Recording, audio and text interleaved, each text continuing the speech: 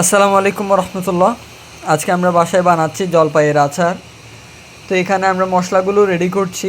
আমি করছি না, মূলত আমার আম্মু করছে। আমি জাস্ট ভিডিওতে দেখানোর জন্য একটু করে নাড়াচাড়া করছি আর কি। এগুলো হচ্ছে সবগুলো জলপাই। জলপাইগুলোকে আচার বানানোর জন্য রেডি করা হয়েছে। আমরা ওইদিকে চুলায় মশলাগুলো রেডি করতেছি। দিচ্ছি হলুদের গুঁড়া,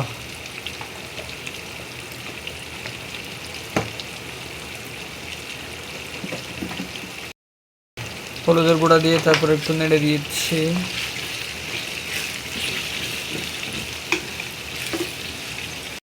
এরপরে দিয়ে দিচ্ছি মরিচের গুঁড়া,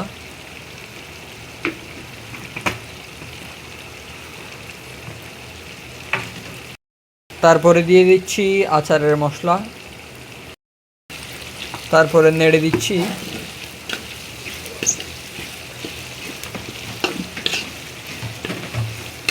পাশ থেকে আম্মু আমাকে যেমন ইনস্ট্রাকশন দিচ্ছে আমি তেমনই করছি। আসলে আমি এগুলো বানাতে জানি না, আবার আপনারা মনে করবেন যে এগুলো আমিই বানাচ্ছি।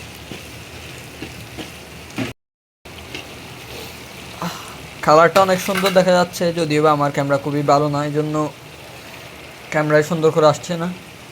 বাস্তবে কালারটা খুবই সুন্দর আসছে। এখন দিয়ে দিচ্ছি মরিচের গুঁড়া। আসলে এগুলোকে মরিচের গুঁড়া নাকি কী বলো আমি জানি না। এগুলো হচ্ছে একদম পেস্ট না, এগুলো আদা ভাঙা মরিচ, আমি কি বলে জানি না। এরপরে আবার নেড়ে দিচ্ছি, তারপরে লবণ দিচ্ছি, পর্যাপ্ত পরিমাণ লবণ দিয়েছি। এরপরে হচ্ছে এখন দিচ্ছি জলপাই।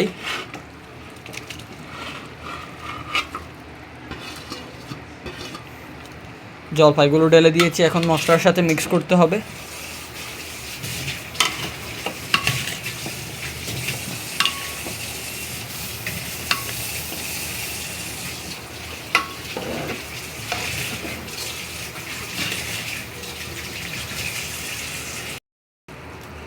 এখন হচ্ছে মশলা আর হচ্ছে জলপাই মিক্স চলতেছে।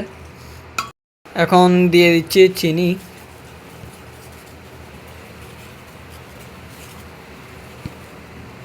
প্রচুর পরিমাণ চিনি দিতে হয় এখানে। আমি আমি প্রেফার করব যে এত পরিমাণ চিনি দিয়ে আপনারা জলপাইয়ের আচার খাবেন না, কারণ ডায়াবেটিস পরদিনই চলে আসবে মনে হয় এই পরিমাণ চিনি খেলে। চিনি দেওয়ার পরে এখন মিক্স আপ চলতেছে।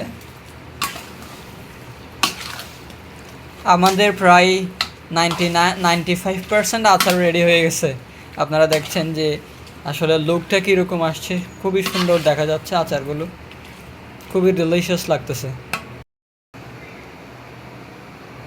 আমি রেসিপি বানানোর সময় ফেস খুব একটা দেখাই না, এই জন্য জামশেদ মজুমদার ভাইয়ের ছোটো ভাইয়ের মতো দেখাতে পারছি না। কি আপনারাই বুঝে নেবেন যে আসলে কী পরিমাণ মজা হয়েছে।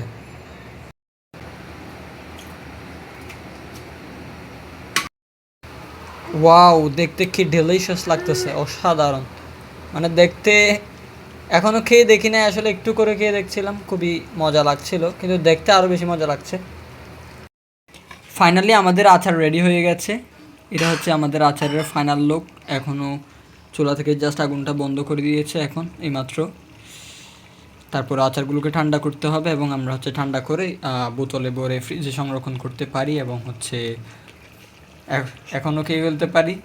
আসলে জানি না যে এগুলো ফ্রিজে সংরক্ষণ করা হবে কি না, কারণ আমাদের বাসায় মানে আচার লাভার বেশি আছে, তো মানে এই বিশাল এক ডেকসি নিয়ে বসলে যে কখন শেষ হয়ে যাবে এটা বোঝা যাবে না। এই জন্য বলতেছি যে এগুলো ফ্রিজে সংরক্ষণ করা হবে কি না জানি না, এগুলো আসলেই শেষ হয়ে যাবে মনে হয়। তো আপনারা চাইলে এইভাবে আচার বানিয়ে হচ্ছে বোতলে ভরে ফ্রিজে সংরক্ষণ করতে পারেন দীর্ঘদিন।